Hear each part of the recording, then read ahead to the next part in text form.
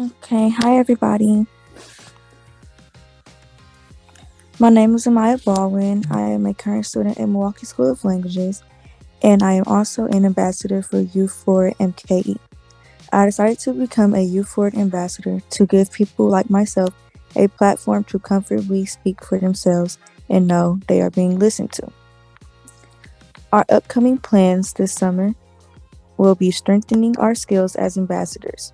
We have already begun having workshops and trainings to help with this.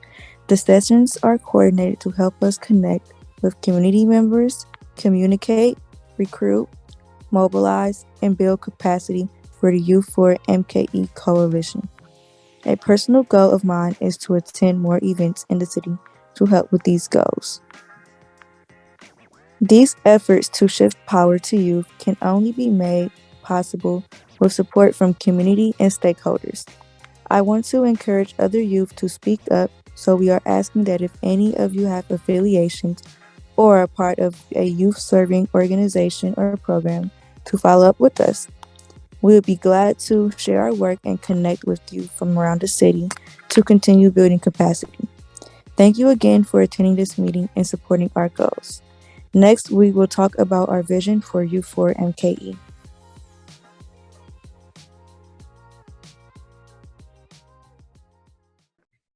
Thank you, Amaya. So before we dig into the meat of our work today, I just wanted to take a moment to reground us in our purpose, which is to create spaces where young people want to engage by transforming how we engage with young people. In a moment, we'll share with you our North Star, which is our Youth Adult Equity Ladder. This is ultimately the goal that we want to see in the spaces that we create, a space where young people and adults make decisions together, a space where young people feel like they have ownership and impact over the work, a place where all are seen for their limitations, strengths, and insights. To achieve this, we work to build partnerships with people ready to take on that challenge. Next slide, please.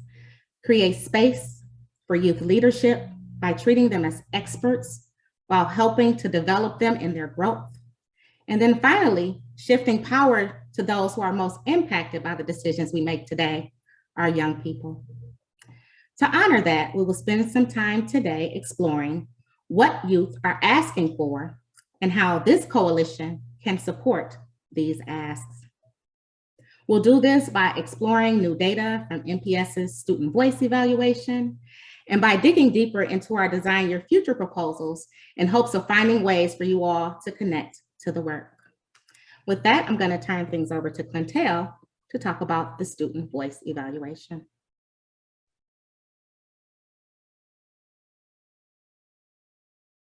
Thank you, Katina. And so this year, we have been partnering with Milwaukee Public Schools, particularly around their youth leadership summits and their student discipline committees, to really understand how, one, youth and students can play a larger role in decision-making and addressing the challenges, particularly around discipline that they see at their individual buildings, but then also find a way that those issues can be lifted up to the Superintendent Student Advisory Council, and so that group could be really a structure to be able to provide district-wide issues and challenges that students across MPS are experiencing. I'm going to quickly share some data with you all that was conducted looking at the information from 24 middle and high school student discipline committees, as well as 8 student focus groups this past spring. I'm going to quickly just share some highlights of this data. We'll also be sharing out the full one-pager and evaluation tomorrow on our website and via email, so you'll have an opportunity to dive even deeper into the reflections and learnings from our students. But to quickly just share some headlines with you all, here are 6 themes that came up in those student focus groups and in the student discipline committees this year. Number 1 was relationships with adults. Students are naming that currently the relationships that they have with adults are in crisis. It is important for them to build positive relationships with their teachers. Oftentimes, even currently, the data that we use for evaluating if our students have great relationships focuses on, do they have relationship with at least one adult? And for a high school student, we're finding that that's simply not enough. We're also hearing positive school climate, learning options and environment. Students want more hands-on learning opportunities. They are naming that they're spending a lot of time on laptops. And often that is because either due to the high number of subs, which also makes it difficult for them to be able to build those positive relationships. We're hearing mental health supports. Students acknowledge that clinicians and professionals are present and necessary, but they can't handle all of the students. And so there needs to be other options to be able to address students' mental health needs and provide supports for students to be able to navigate and cope on their own. And finally, school policies and facilities. School lunch came up a lot with our students. We hear that time and time again, but also students talking about their classroom spaces, ensuring that their facilities are updated, that they have the resources and most up-to-date textbooks for their learning. And finally, safety, behavior, and discipline. Students called out that there's a lot of inequity in how discipline and punishment is done at each school. They named that students need to take some ownership over their own actions and behaviors, but also that makes it more challenging when it's difficult to build trust and respect with the adults in those buildings. And so these are just a few of those learnings that we had from this process. We'll continue to dig deep and learn and share more throughout this process. Some of the learnings from this year that we've had, as we've realized that there needs to be stronger communication between school and district level to be able to ensure student voices are heard. So John Jagman and David Valdez will be actively working to build a communications plan between the student discipline committees and the Superintendent Student Advisory Council in the upcoming year. And with that, I'm going to pass it to Amaya so that you can hear from her as a MPS student how some of these things resonate, but also her experience of being a part of the citywide Code of Conduct committee and what that experience like was for her as a young person, being able to provide her own feedback and insights around the Code of Conduct. In the Code of Conduct, it was more so the decisions were made on majority rules instead of critical conversations. So if you were the only one that spoke out on something that you believed wasn't right, but majority thought that it was right, they would go with majority rules. And there were only 2 youth, so I feel like we were underrepresented. And we were heard. They listened to us, but I'm not sure that they acted on what we said.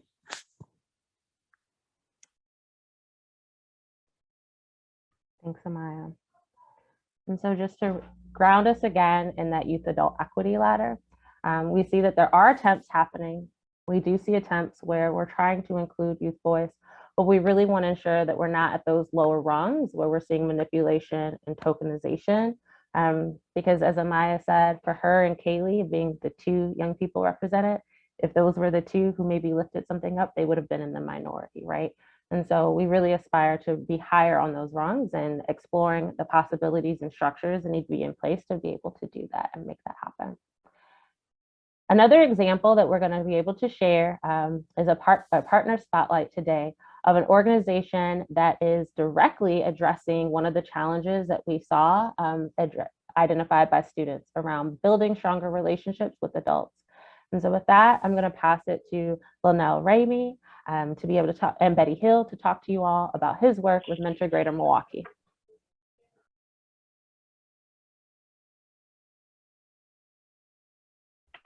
Thank you, Clintel.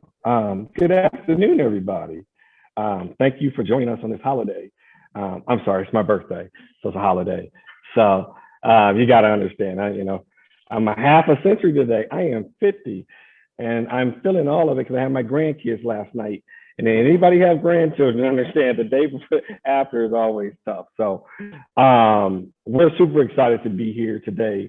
We are absolutely in love with this partnership that we have with Milwaukee Succeeds. And in particular, as you saw Clintel shared, the young people talked about relationships with adults. Me and Betty refer to that as mentoring. and the importance of mentoring.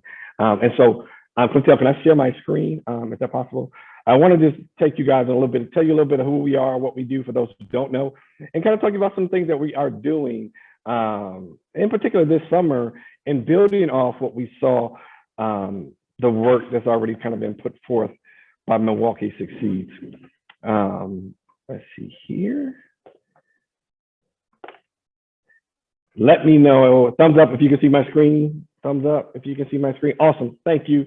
So just really quickly, and Betty's adjusting, when you share office, you're in the same space, but we're a two-person operation. We like to call ourselves the Giannis and Middleton effect. We like to get it done, win championships. So I serve as the executive director, the proud executive director. And Betty actually has a new title. She's actually considered our director of youth services and strategic partnerships, where she works directly with our programs who are doing mentoring and helping create new ones and supporting existing ones that we have. If you don't know about our journey, really quick, we're actually part of a national affiliate, the National Mentoring Partnership, where we're fortunate that they're able to kind of do some legwork for us and give us some best practices that we're seeing across the country, and to give us that support. So when we're looking at things and models that work, we're able to lean in on them and still do the work we need to do here. But this wouldn't have happened if it wasn't for a collaborative effort. And really, when you think about the city of Milwaukee and Milwaukee Public Schools in 2016, they connected and they said, hey, we heard about this thing called Mentor National. What is it? What does it look like? Should we bring it to Milwaukee? And so versus just saying, we're going to bring it here, sit down and get started, they actually sat down with the mentoring programs in the Milwaukee area who were doing the work at a high level and said, here's the national model. This is what it looks like. What do you all think? And at the end of the day, those 13 organizations said, there's an unmet demand of quality mentors. Not that mentoring is not happening. I want to be very clear. It sometimes happens very quietly though, right? Many of us grew up saying now that someone was a mentor, but we never called them a mentor growing up. So we understand that there's this kind of unmet demand of quality mentors. And then this is where we come in and this is the role we play. So in 2017, MPS, the city of Milwaukee, partnered alongside the Milwaukee Bucks to launch formally the Mentor Greater Milwaukee movement, I like to say, in January of 2019.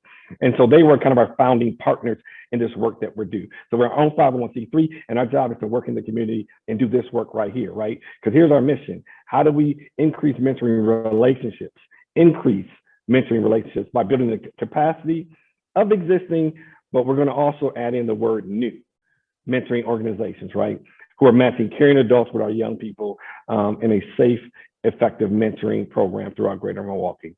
So what does that look like? Here's our 4 priorities, and I'm gonna zoom through them. We have about 10 minutes. I don't want to get caught up, but our main area that we do is supporting mentoring programs by building capacity. And we do that in a couple ways. We do what we like to call the big trainings and big workshops or informationals. We also do professional development, but then we also get in the nitty gritty and work one-on-one alongside to offer technical assistance. Mentor Greater Milwaukee doesn't want to come and tell an organization, this is what your mentoring program should be. This is what it should look like.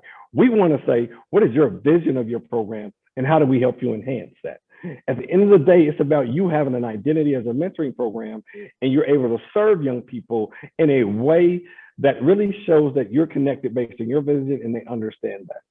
For mentoring programs, those 501c3s and those programs, it's a free service that we offer them. Then we like to, how do we expand a public and private stakeholders by increasing the number of mentors?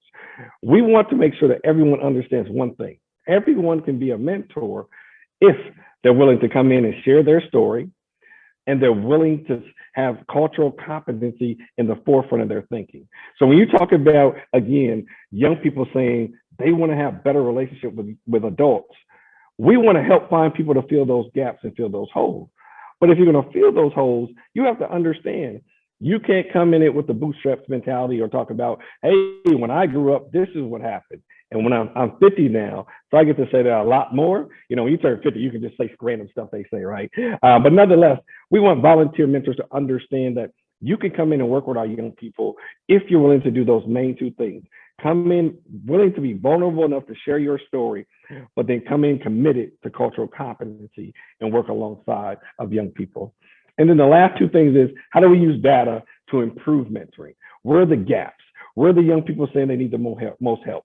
Where are the areas in the community that we could come in and make sure a mentoring mindset is being developed so young people are seeing the kind of rewards of that relationship with that adult based on where the needs are. To give you an example of what that looks like, we've now partnered with Employ Milwaukee the last 2 summers to train their supervisors about having a mentoring mindset, because data was saying that young people were getting jobs and then coming out on the other side with just catching a check, and that's it. We want them to come out of these summer jobs having relationships, being relationship centered. Even if they never go back into that career, they should feel like there was an adult there that kind of poured into them and helps them get to the other side. And then finally, how do we expand public and private support? Not just financially, but through advocacy efforts, so everyone sees where they fit in when it comes to mentoring, whether they're going to help us advocate for more mentors, or whether they're going to support organizations financially who have mentoring components. So those are our 4 main areas. I'm going to let Betty chime in, and she's going to talk to you a little bit about, one, the mentoring recruitment tool and how it is a support system for organizations, and then what that looks like with the organization we partner with. So Ms. Betty, are you available? Are you there? Yes, I'm here. You hear me okay? You're good, great, yes. Okay, hi everyone. Good afternoon, evening. Yeah, so the Mentoring Connector tool is a recruitment tool for us. It's another way that we amplify mentoring and the mentoring movement. The Mentor Connector is a free service. It's a website that our program partners, we are connected to 97 program partners locally and in the surrounding areas that utilize this tool. And this tool is an opportunity not only to showcase the mentor programs and the service that they offer, but it's also an opportunity to connect families to their mentor programs or potential mentors that are seeking to become mentors. And maybe they aren't, say, in the local Greater Milwaukee area, but they may be in Madison or Racine. We are connected to multiple program partners that could fit the needs and desires of the potential mentor that will be joining their programs. It's also a tool for families to be connected to the programs that they probably did not know exist. The application is very simple. You enter your demographic information, your preference, whether if you're becoming a mentor and you want to work with is gender-based, or if you want to work with within the arts or STEM related. It's an array of options that are available through the Mentor Connector. And the application will populate based off your preference. So that way you don't have to go through all 97 programs, but you have a wholesome amount of options to choose from. So this is a free service that we offer to our program partners to utilize anytime.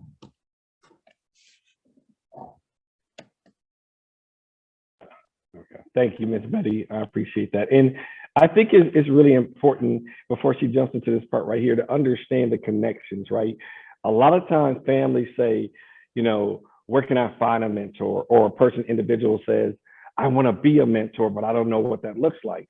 Because a lot of times what happens in mentoring is just word of mouth. And then so we can lose individuals because they don't fit into, say, a certain program. The Mentoring Connector really allows us to expand the opportunities that exist for individuals to connect themselves to be a quality mentor. When you think about Big Brothers Big Sisters, Running Rebels, Boys and Girls Club, all are phenomenal organizations. But someone may say, I'm really into gardening, or is there any way to work with young people doing that? But then we got Teens Who Grow Greens. We Got This, the garden. Like, we have these opportunities that now they probably never knew existed if we weren't able to get them to join the connector and then cultivate kind of those relationships based on that. We're even looking at now, with our partnership with Milwaukee Public Schools, is creating individual profiles to say for programs. So someone can say, at Rufus King Middle School, and we're going to be launching soon. It's coming out. Hopefully, a middle school 6th grade mentoring program. But someone can say they see Rufus King Middle School and say, I live around the corner. That'll be great for me, right? And that's where that connector really serves as an advantage for the entire community, because now individuals can find a space that they can live in and they can own and feel comfortable developing these relationships with young people. So, Ms. Betty. Yeah, the Mentor Connector is also a great data resource for mentor program. So you're able to see how many inquiries that you may have, or maybe if there's some touches that you haven't reached. It's their own personal portal to keep in the know of how active your page is, maybe if there's some deficit there that you probably want to increase in, and pull reports. So it's a great data tool as well. And as I'm talking about data, the data points that we're about to share now is it lets us know that what we're doing, the mentoring movement, it works, it gets the job done. So the first data point, 52% of mentees that are mentored are 52% less likely than their peers to skip school. And this is very important because we know that, unfortunately, the information we even heard earlier about youth and supporting students and what they need, if you don't have anything to look forward to, or if you don't have a mentor supporting you, you're not going to have great interest to go into the school building, or if you're always on the laptops or a virtual space. Some of our youth that we're taking in this summer, interning with us, just mentioned how the virtual world was very hard for them, but having someone doing life with you, a guide on the side, we like to call it, we know gets the job done. 55% more likely to enroll in college, and then 130% more likely to hold a leadership position. These are all data points that we know through the research-informed data that we provide, through the evidence-based curriculum or materials that we provide. It lets us know that we're getting a return on our investment. And the data point that we really like is the gift that keeps on giving, is what I like to call it, which is 90% of mentees that I've mentored are more likely to become mentors themselves. And I'm sure most of us can say that someone has planted a seed in our life, someone has been a guide on the side with us, someone is probably even still doing that, and you want to give back because someone has sown into your life. So that's what we're all about. We have seen it, we see that it works, and we continue to push the mentoring movement. Thank you, Ms. Betty.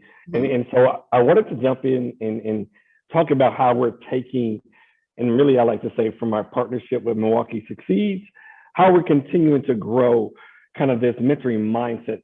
And so this summer, in partnership with Employ Milwaukee, we actually hired summer interns ourselves.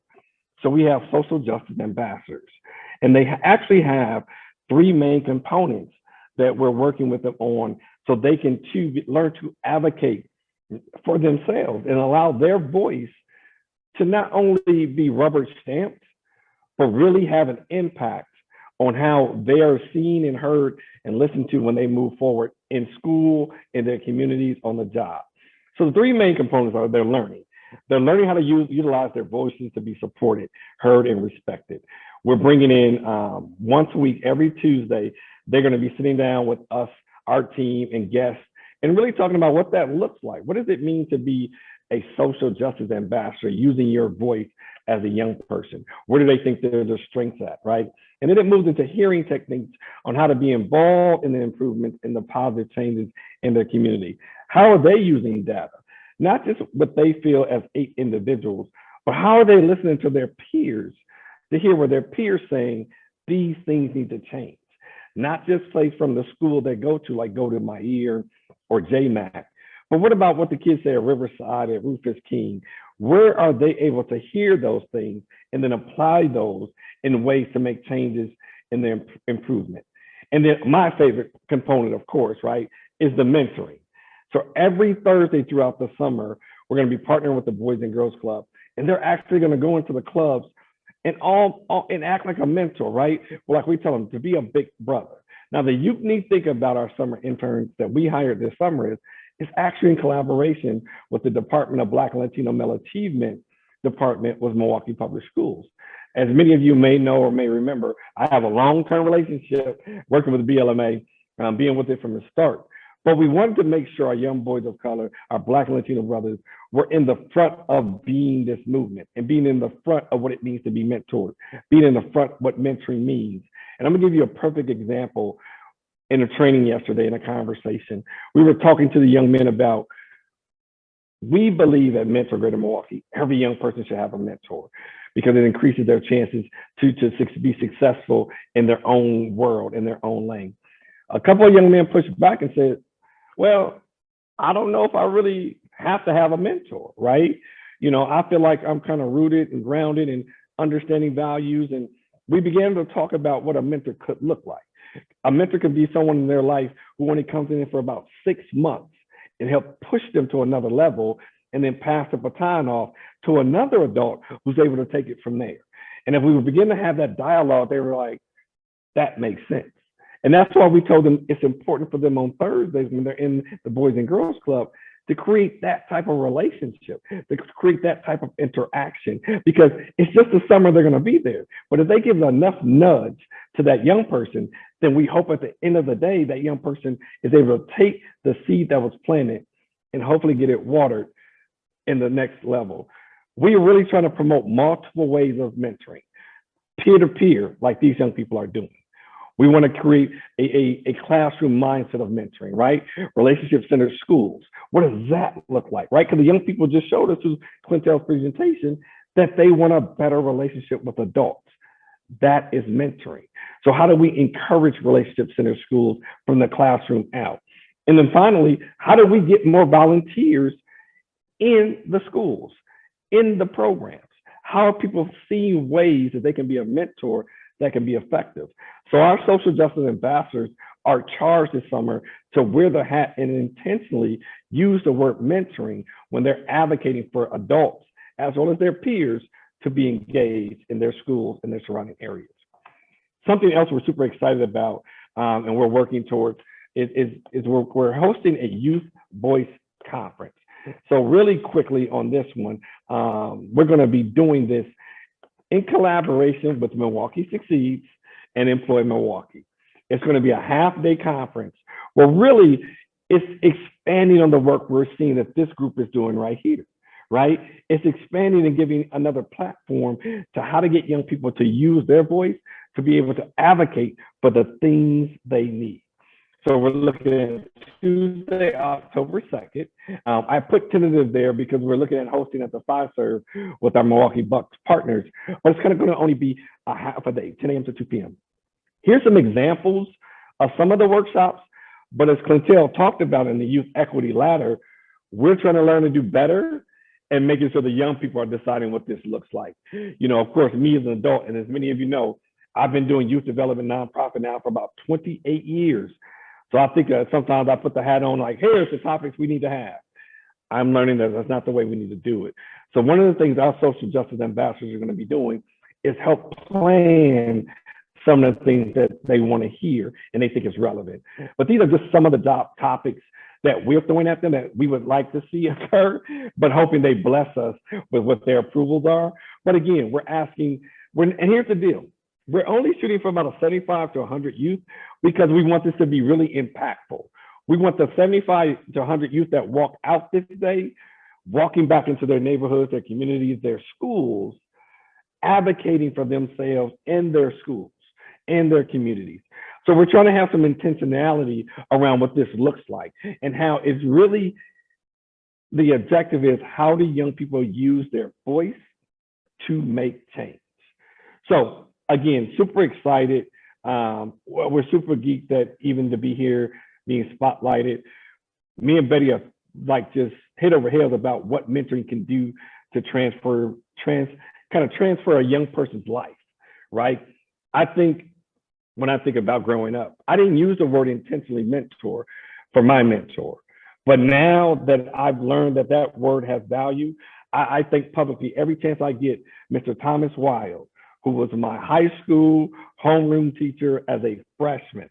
It was his second year in it was his first year in high school, second year teaching. If it's not for Mr. Thomas Wild, I don't apply to college.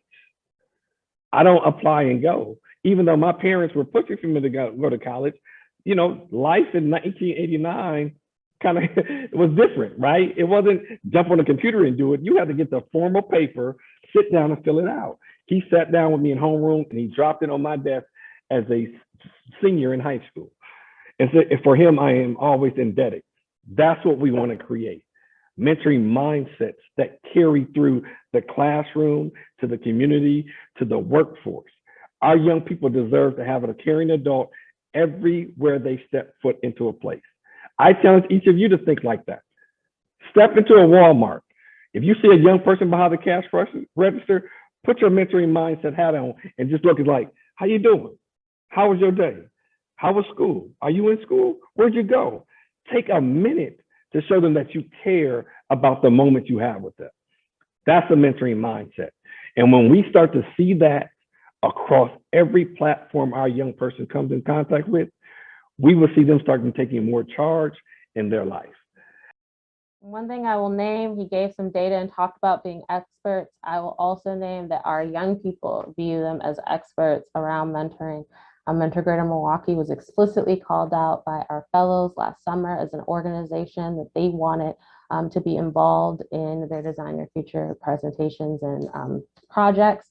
And so you'll hear a little bit more about that in a moment from David Emmanuel Castillo of Equitable Systems Consultants and the planning that he's been doing. But before we transition to our Design Your Future proposals, I wanted to leave some space for one of our Youth Forward ambassadors to speak with you all. As we all have for the past 2.5 years, I had some technical difficulties with logging on. Kaylee also experienced some technical difficulties today, but is here and ready. And so I'm going to pass it to Kaylee to share a little bit with you all that she wanted to be able to share at the start of our meeting.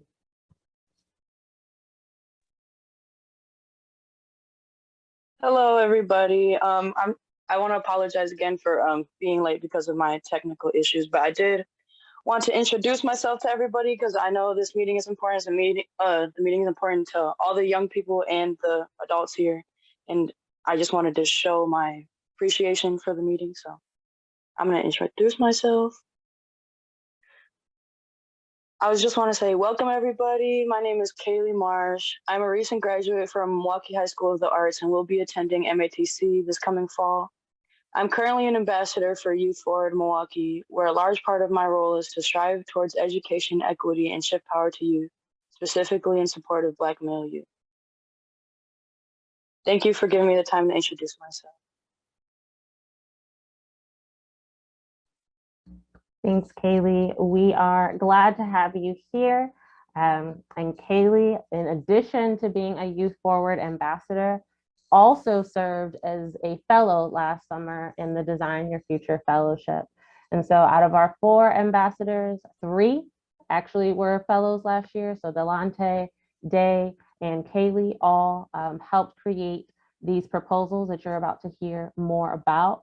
And so I'm going to pass it to David to share the update on these proposals and more information on how you all can support its implementation and us bringing to life these youth ideas.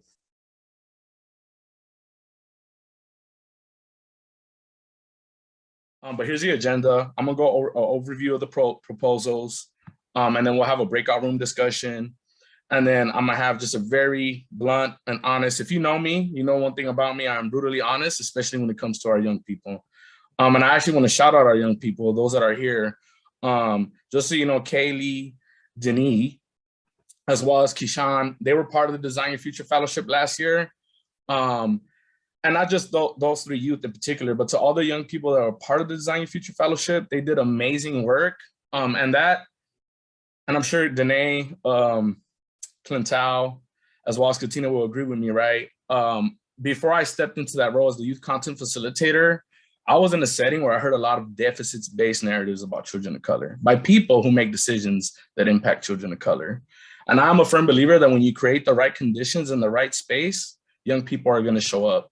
And so I wanna shout out all the people that played a role in that. Sevas, I see you're on the call too. He was actually one of the mentors.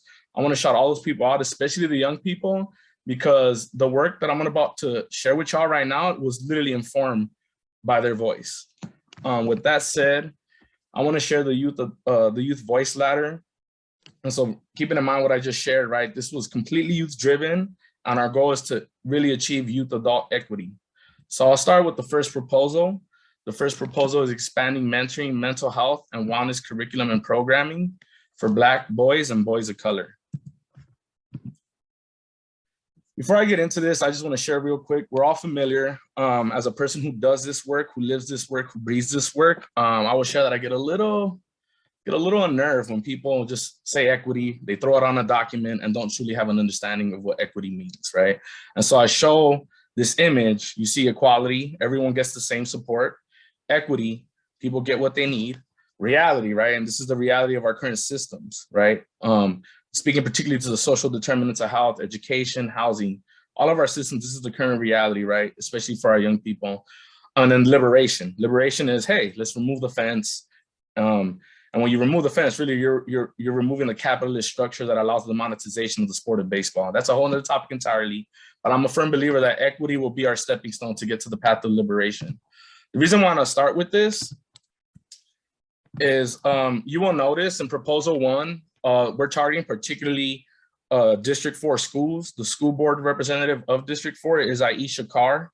And I just want to start with this, right? Aisha Carr sits over District 4. When you look at any other district in MPS, this is the district that has the most schools. It's also the district that has 53206 schools represented. And it's also the district that has a lot of students who are Black children, right? I bring this up because whenever we talk about equity and centering Black children, I always hear what I've termed reverse equity, right? All of a sudden people want to be like, but what about the other children? And we need to call that for what it is. It's a clearly anti-Black racism, right? We should bring up other children, not under the condition where we're centering Black children, is the point I'm trying to make.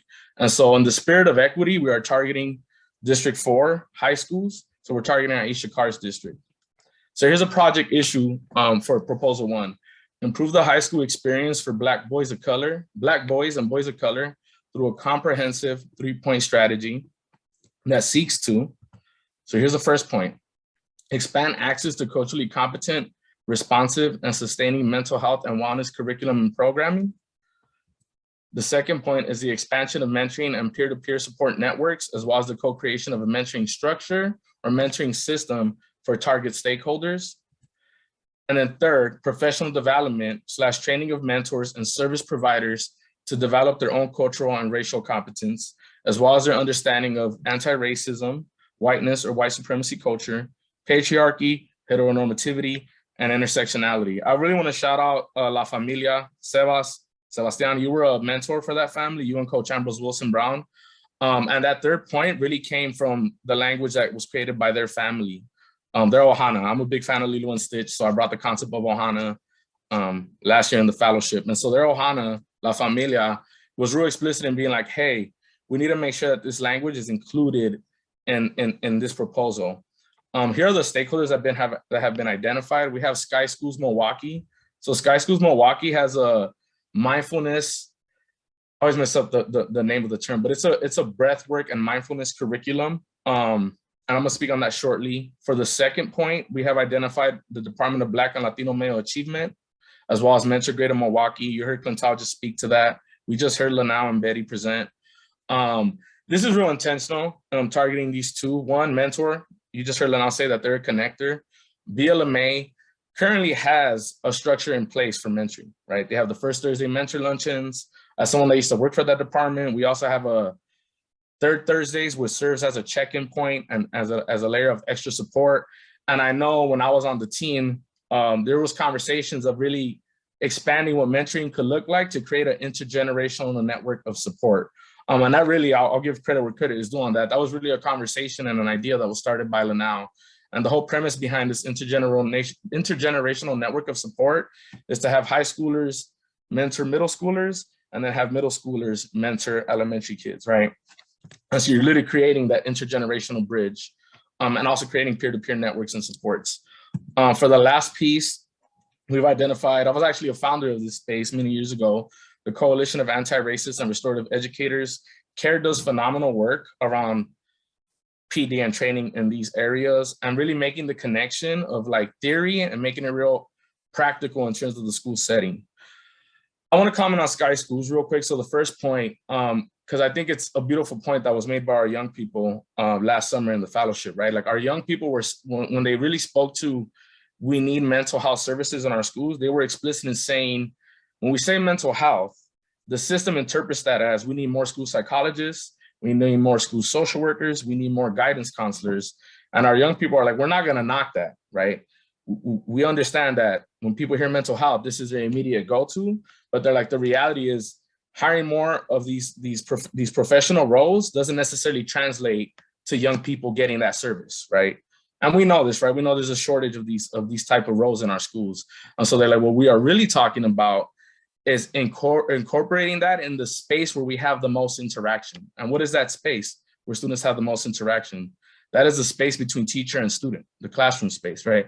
And so they're like, we need to find a way to make mental health or addressing mental health a standard practice in that space. And so Sky Schools has been identified. They've actually done this work in schools. I believe they've done work in Bayview, as well as other schools in the city of Milwaukee. And it's really a shift in how we look at mental health to making it part of our everyday practice in school. The cool part about Sky is they actually have an app. I want to share with y'all, I recently partook in a 3-day meditation retreat.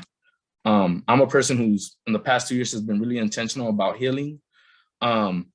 And I've been doing mindfulness and meditation, and I appreciated the 3-day meditation retreat that I partook with them because it really broke down the science of our breath and how the breath can really help us live in our present moment and really deal with stress in a real healthy and constructive way. I'll also admit that in the aftermath of that, I got a little like, and Coach Ambrose Wilson Brown said, he's like, you might feel like you're sick. And he's like, it's really stress and trauma leaving your body. So like, just ride that process out. But I really enjoyed it. I actually have the app on my phone. It's real useful for helping me keep my schedule of meditating, and it tracks how many minutes you've meditated in a week, how many sessions you've done in a week. And so it's really, really user-friendly where this can be done at the school level. I'm gonna check the chat real quick before I move on. Yes, thank you. Thank you, Sarah. Exactly, right? And so, and I, like I said, I really want to just kudos to our young people, right? Because they were explicit in naming that, like, no, the people we see every day are our teachers. So like, let's shift that area. So moving on, the long-term goal of this, you're gonna see a lot of images in this PowerPoint. Mental health, and then I kind of hit on this in the previous slide, right? So mental health is really shifting. The long-term goal is really making mental health the standard practice in all our schools, and we're starting with high schools in District 4 as a way to show like this is possible. Another reason too behind that is often when we call for transformational change, and I've seen this, right, as a person who's been in the educational system, the gatekeepers of a system will often be like, oh, let's do this initiative and let's roll it out in all our schools overnight. And I always err on the side of caution with that, right? Because it took it took an X amount of years for us to get to the point where we're currently at with our inequities. And I should have to say, right, that we are not going to address and solve these inequities overnight. It's going to be a slow process. It's going to require strategic planning. It's going to require, as a mentor of mine says, Paul Moga, failing fast and problem solving around our failures fast. And strategically speaking, to do that in an effective manner, we need to just ride the process, right? We can't immediately do like, oh, let's do this in 160 schools starting tomorrow. Like we might want to start with 5, learn from those 5, scale up to 10 schools, from 10 schools, scale up to 20, from 20, scale up to 40, right? And as we scale, learn from our mistakes, learn from our failures to problem solve fast around those. The intergenerational network of support, that's where BLMA and MGM will come in to really roll out what Lanao terms the near peer mentoring.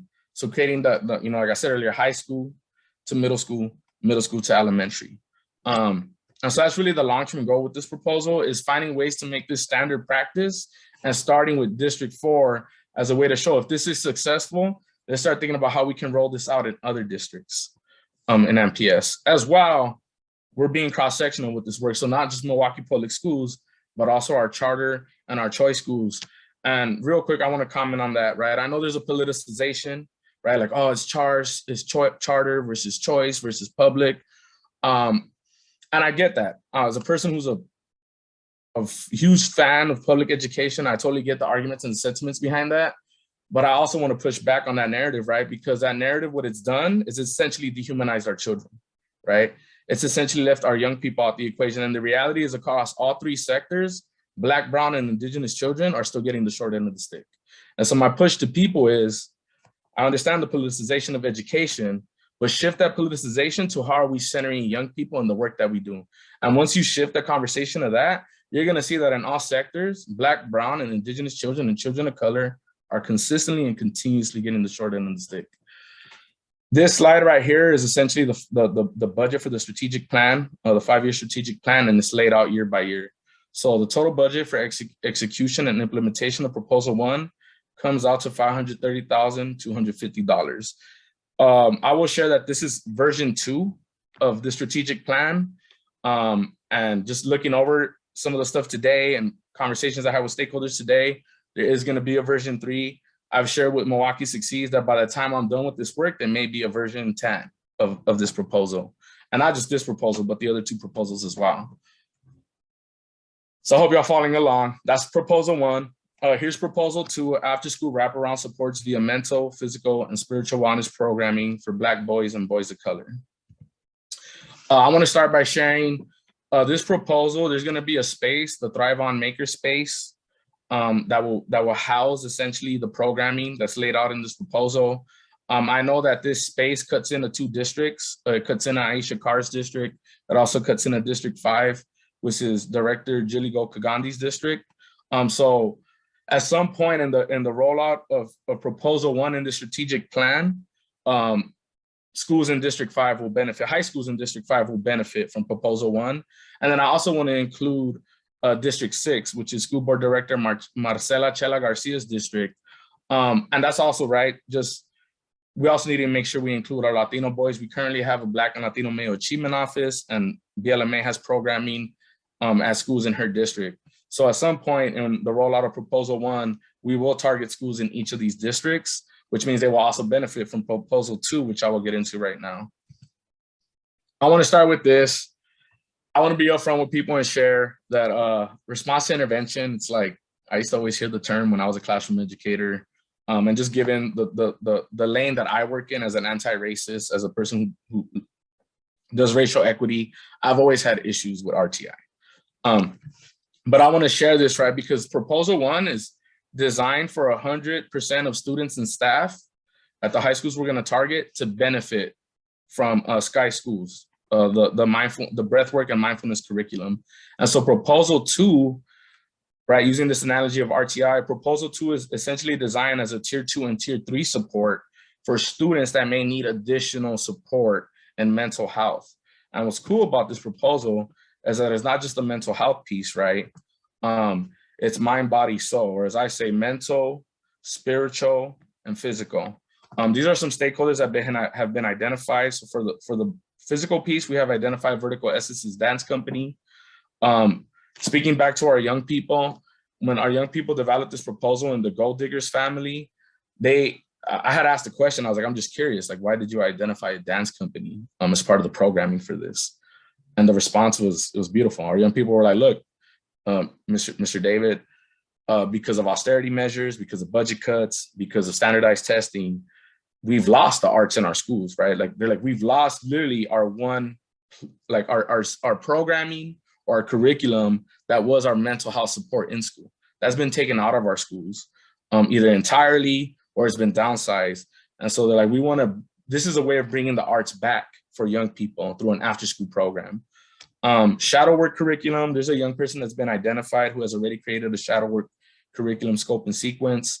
And for the yoga piece, Resilient Joy, which is Kayla Alina, she's been identified as a stakeholder to come in and provide that programming.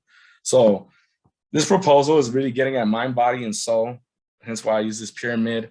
What's also cool about this proposal, and kudos to our young people once again, and this is a stakeholder that I've engaged in, Fork Farms, and I know currently there are flex farms in schools in MPS.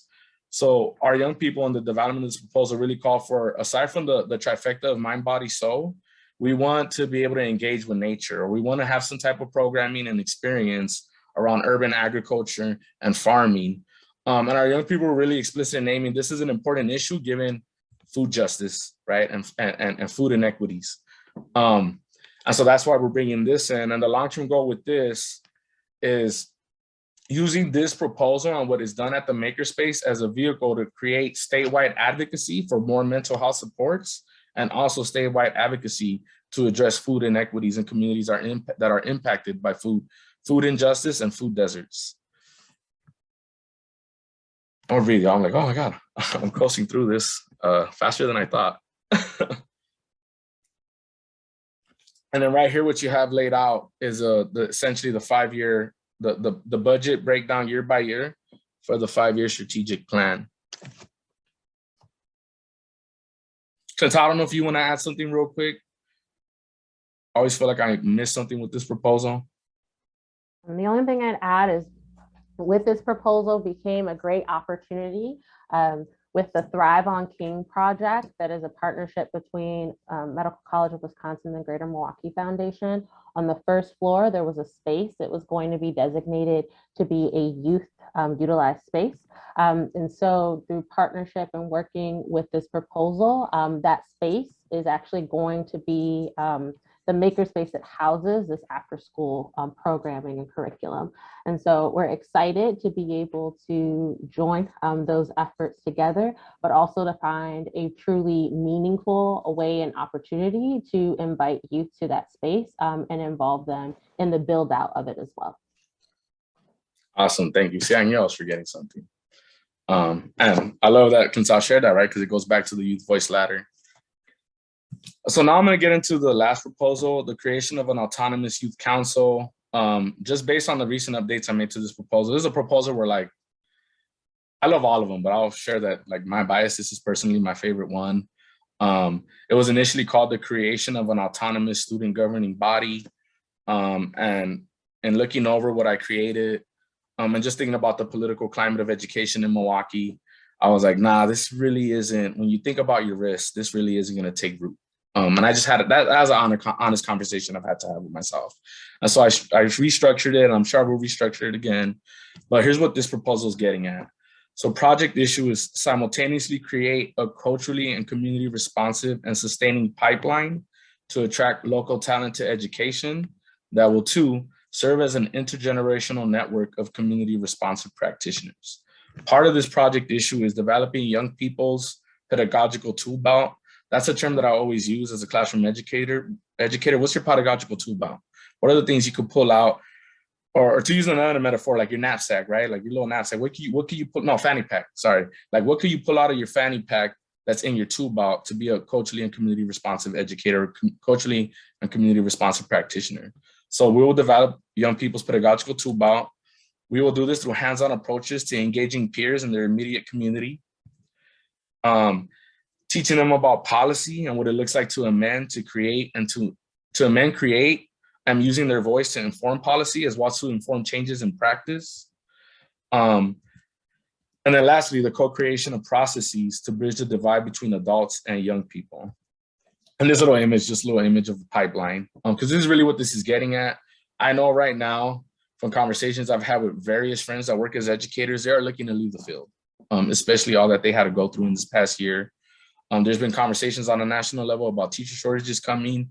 And so we're going to have an issue, right? We're going to have teachers leaving the classroom. And I think as a way to get ahead of that issue is to really start planning now and creating a pipeline where we attract local people into the field of education. And that's as a way to ensure we get people that are from the community to come back and teach in their community. So these are just some stakeholders that have been identified. I will share that of all proposals, I have not met with stakeholders for this proposal yet. Now we'll be starting that mid-July. I actually updated, just so you know, the name from Town Katina, I actually updated the timeline in this proposal to start meeting with folks in mid-July. But these are just some people that have been identified. Marquette University. So Marquette University currently has the Black and Latinx Ecosystem Transition Hub, as well as the Center for Urban Research, Teaching, and Outreach. Phenomenal work that is being done out of Curto and the Bless Hub, and hence why they have been identified as a stakeholder in this process. Black Educators Caucus, aside from my friend, she's a comrade, she's a mentor, she is an advocate for young people, Angela Harris. So right now, Angela, she's currently involved in the Philadelphia Freedom Schools as a coach. And I'm gonna get to that in the last slide. but I've had conversations with her about what Philadelphia is currently doing to attract local talent to have them come teach in Philadelphia schools. To the left, we got Dr. Goldie Muhammad. I actually currently work for Dr. Goldie Muhammad as a Cultivating Genius coach. I've had offline conversations with her about this, and she's definitely interested. The Her Wellness Center to really bring in anti-racist and decolonial approaches to mental health, as well as trauma-informed healing approaches. And then La Revo Books, which is a local bookstore that was started by 2 Latinx women. And we're just really bringing them in, right? So young people can see that there are people who look like them, people that are from their community that are actually engaging in literacy work. And so just real being intentional, right? I'm really trying to bring a community approach to this proposal, as well as identifying people that are legitimately doing anti-racist, racial equity work as it relates to classroom teaching and school and district leadership.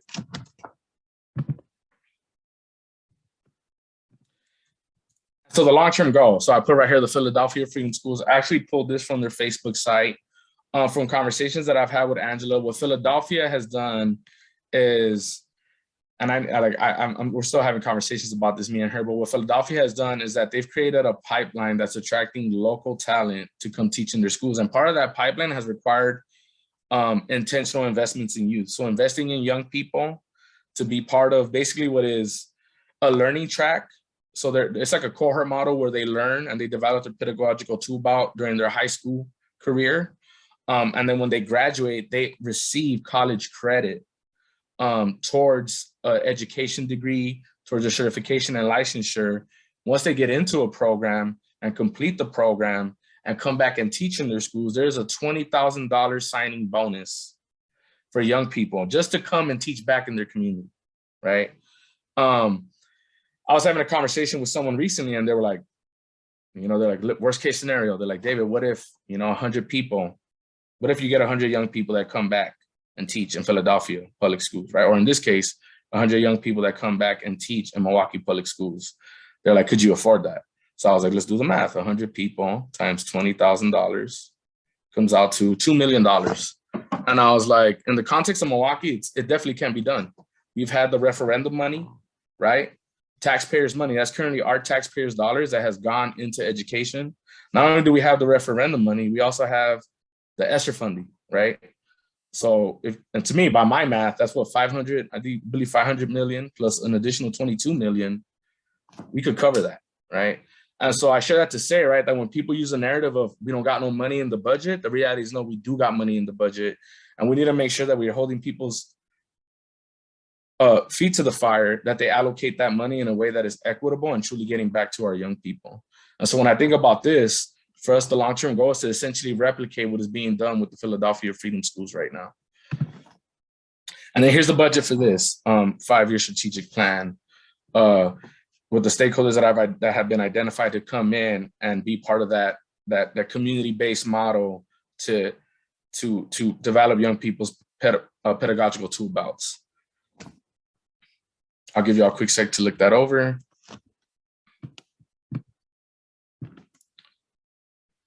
And so those are the 3 proposals, y'all. I hope I really laid them out in a way that was like clear and succinct.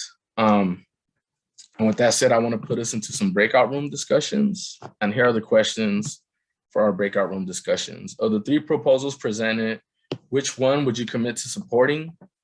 What does that support look like? Or what does your support look like?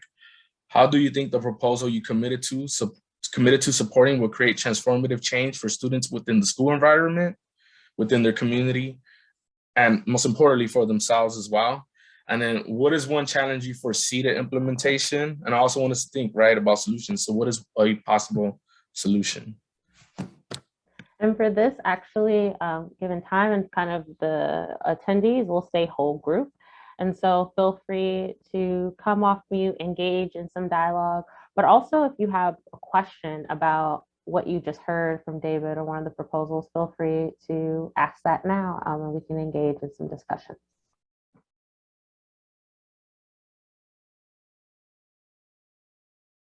Hey, I have a question. Hi, my name is Ariana. I'm from Lutheran Social Services, and I'm currently a school center mental health therapist.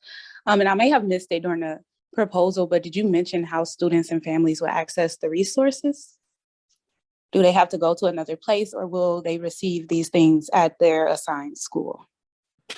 Okay, thank you for that question. So for proposal 1, with the Sky Schools breathwork and mindfulness curriculum, that will be particularly for staff and students. For proposal 2, which is designed to be a tier 2 and tier 3 intervention support, there's going to be an actual physical location where students will be able to access those supports. We're kind of working through what that would look like. There's been conversations that I've had with the stakeholders identified for this, of having like a cohort-based model where like we'll have 2 to 3 cohorts, and like on a bi-weekly or tri-weekly basis, like the cohort will basically access programming. So let me explain that where it makes sense. So like cohort 1 will get programming week 1 and week 3, and then cohort 2 would get programming week 2 and week 4, and it would essentially be the same content. We're also being intentional about, like, we don't want to overwhelm kids. As a person who's been real intentional about healing in the past couple of years, I know that mental health work can be very heavy, right? And so we don't want this to turn into a thing where it's like everyday programming. Like we want to give programming to kids and also give them the space to process the content that's been presented to them through the makerspace. Okay, thank you. Is there any level of like parent engagement expected? That's a great question, and thank you for that, Ariana. That's something we definitely got to figure out, because I did not, and I'll be honest, right? Like I don't have that accounted for in the way I wrote up this proposal, and I think that is a very valid question to ask. That'll be something for consideration in the development of version 3 of this proposal. And the only thing I will add is that the Sky Schools model for proposal 1 is intentional about all adults. And so part of their training is explicit to the staff of in the building, but then also when they speak of adults, it also includes parents and families. That would be kind of the next step, to David's point, of planning, to be able to figure out like how those parents and families will be able to get involved and engage in that development. Thank you. My name is LaGuardia Jackson. I'm a program manager at Owens Place, and Ms. Hassan actually invited me to this meeting, so I want to say thank you. I'm so sorry I missed the last one. This is such good information. I work for a resource center servicing youth and young adults 16 through 24. We're a drop-in resource center, and I'm really interested in being one of, I guess, like the sites of where, you know, the support can take place and programming can take place. But I know you guys are kind of, you know, working this through and seeing how this is, you know, going to come out. But I would really love to, you know, get Owens Place involved. This is like right up our area. We kind of serve as a one-stop shop in serving our youth and young adults. We are centrally located within Milwaukee, right in the Northwest area. So this just sounds right up our alley. So would love to be involved with this. Awesome. I'll make sure I take your contact information before we go. And I did see one question in the chat, and I responded in the chat, just clarifying if it's after school programming. And so the wraparound supports at the makerspace is after school, but proposal 1 is in school during the school day. And that was intentional because students named that they wanted an in-school peer-to-peer curriculum and time in school to talk about these issues with their peers. And so that is why proposal 1 is explicit in using that Sky Schools model, because it would be a part of the school day. I was interested more so in proposal 3, but I want to see how that, as well as the other 2, incorporate all 3 sectors, not just MPS. Great question. So I didn't really show that in the presentation, Justina, but right now the way we're being cross-sectional, so 1, targeting schools in MPS, particularly District 4, and then sometime down the road, it will be District 5 and District 6. We're also, I've had conversations with Pathways, and then conversations with Dr. Howard Fuller Collegiate Academy. And that right now we're starting small. and once again, I want to go back, right? Like when I started engaging people in these conversations, right? People always want to scale fast. And I always push back, right? Like as a project manager, as someone that does strategic planning, like if you really want to set yourself up for failure, try and go from 0 schools to like 100 overnight, or try and go from 0 schools to 20 overnight. And so right now I really want to start with like 3 schools. I'm scheduled to meet with Dr. Howard Fuller Collegiate Academy in 2 weeks to really figure out if they'll be ready for implementation in year 1, or if not, if that will wait into year 2. And then also same thing with pathways as well. Just a follow up, David, is that for all 3 proposals or just 1 or 2? That's for proposal 1. And so proposal 1, thank you, great question. So proposal 1 is that's particularly for proposal 1. And so keep in mind that proposal 2 is a wraparound support to proposal 1. So whoever receives Sky Schools will also be part of proposal 2. And then proposal 3, in my head, the way I'm laying that out right now, in terms of the vision for this, is it will be an application process that targets all sectors. So we're looking for young people that are interested in going into education and becoming culturally and community responsive practitioners.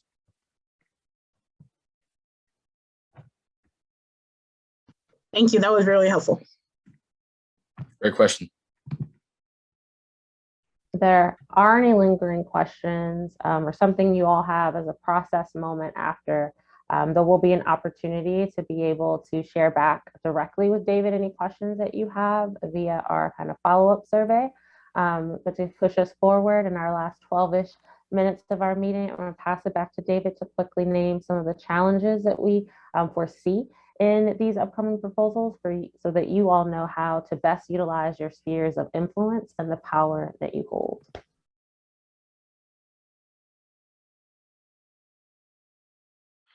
So I want to start with this quote right here from Tom Morello. I grew up, I want to share, when I was 13, so I was a kid who grew up, I'm Chicano, and I grew up real soft-hating. I was like, oh, I'm not Mexican, I'm American. Chicano, like, don't call me that. Like, that's an ugly term. I'm not ugly.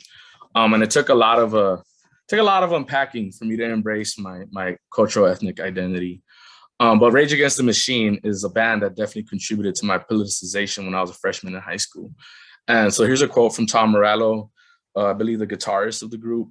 Poverty is curable, but it's just not done because it's not profitable. And that is the kind of violence that's perpetuated on humanity. I want to substitute some words in this quote, right? I want to substitute poverty with the achievement gap, or what I like to call the opportunity gap. And I want to substitute humanity with students. So if we substitute that, what we get is the opportunity gap is curable, but it's just not done because it's not profitable. And that is the kind of violence that's perpetuated on students, or in this case, young people. The reason why I share this quote, right? I am of the belief that we can solve the opportunity gap. That's going to require a paradigm shift, of course, right? It's going to require doing things differently, doing the way we do leadership, doing that differently, whether at the school level, at the district level, the way we do classroom teaching, doing that differently.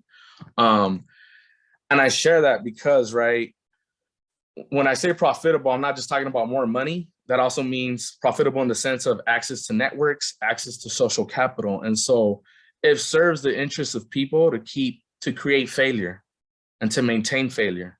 People will literally build their careers on a failing system. And as I hinted at earlier, right, like who gets the short end of the stick of that? It's not the people who build their careers off that, it's our young people.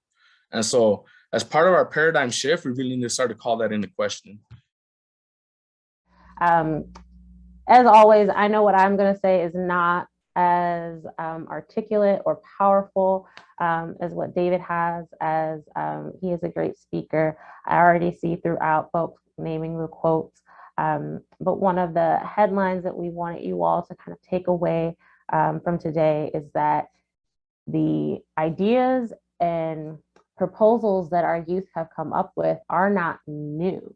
These are things that they have asked for and requested for many years.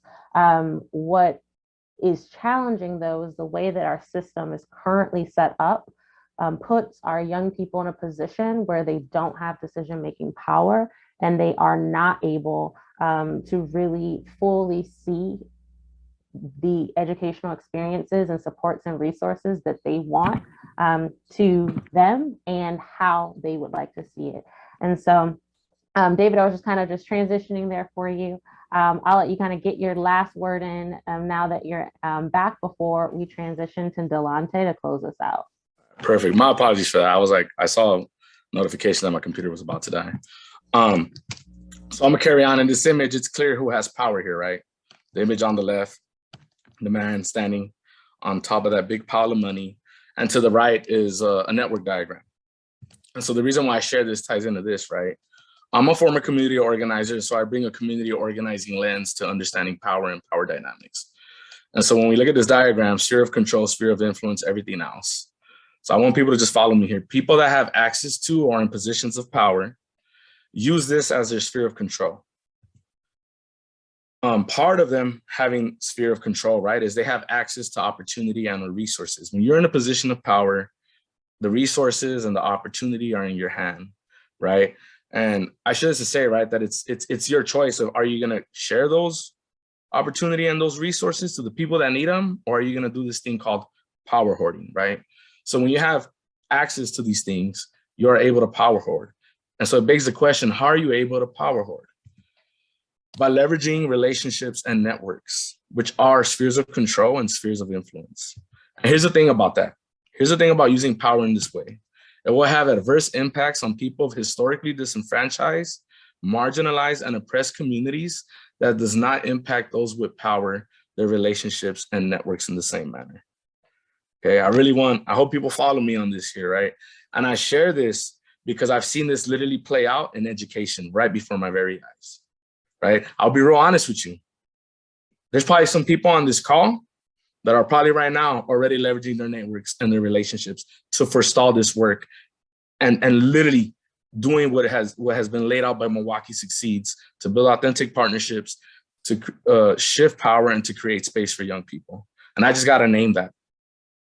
That may very well have happened on this call, right? I'm paying attention. I've noticed some people hopped off this call and I already know what that's about. And so I want to bring us back to Dr. Martin Luther King Jr., right? Power without love is reckless and abusive, and love without power is sentimental and anemic. Should have been capitalized. Power at its best is love implementing the demands of justice, and justice at its best is power correcting everything that stands against love, right? And so when I think about power, given the definition I just laid out, it's really, one, are we really gonna show that we have love for our young people and show that in action? I'm tired of hearing people say, oh, we love our young people. We're gonna do equity for them.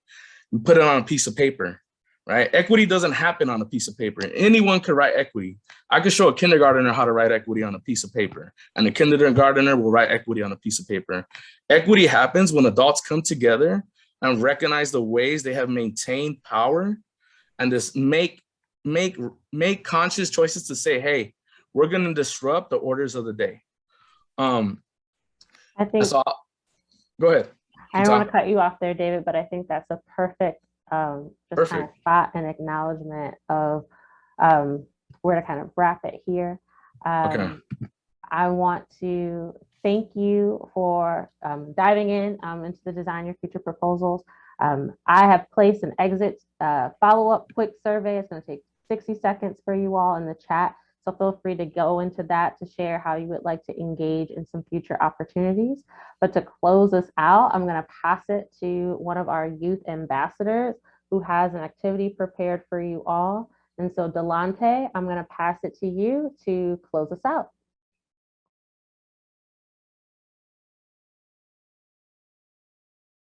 Now presenting the first annual Youth Forward MKE Jeopardy.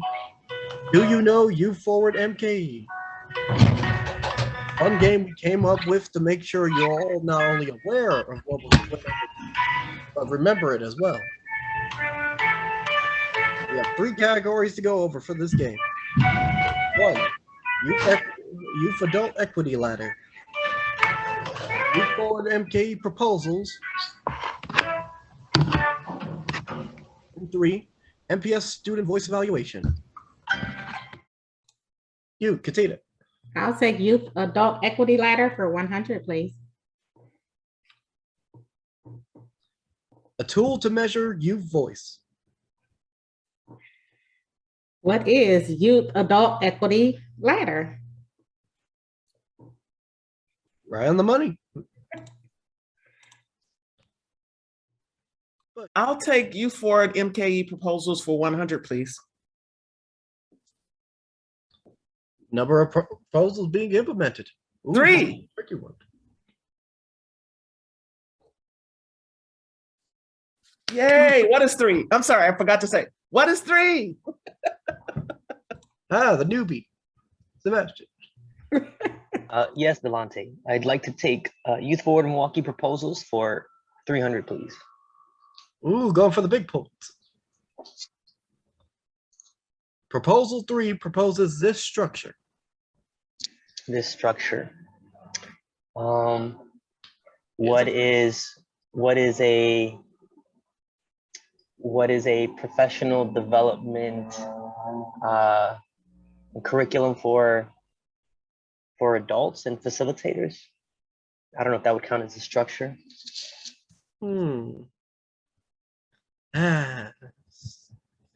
So close. Brave in the chat. Oh, wow. Oh, correct. I'll do a Youth Adult Equity Ladder for 300. One of the goals of Youth Forward MKE Coalition. What is Youth Adult Equity? Answer is Oh. first try. All right, I'll give one more. We're at 5:30, Delante, so folks are gonna start logging off, but we'll do one last one. I'm gonna do the MPS Student Voice Evaluation 300. Gonna go bold. Went out with a bang. I see. MPS students say they want to build relationships with these individuals. Who are adults? Teachers, school, and staff. Close, but I like the specificity. No there. cigar. Thanks for calling me out, Delante. No cigar. Okay. See the young people keeping us on our toes. Wow. So thank you all for engaging. If you have time and you want to stay on and answer another question or two, feel free to hang out with us. But we will see you at our next quarterly. Until then, feel free to either join our K-12 Civic Action Team meeting on Thursdays or our monthly steering committee meeting that will be coming up in July. We're excited to engage with you all and be able to continue to move this work forward.